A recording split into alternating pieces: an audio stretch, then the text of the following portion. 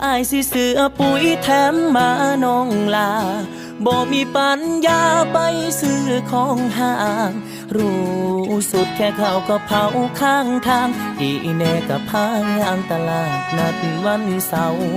อายขี่รถทางมุนพ่อแม่ให้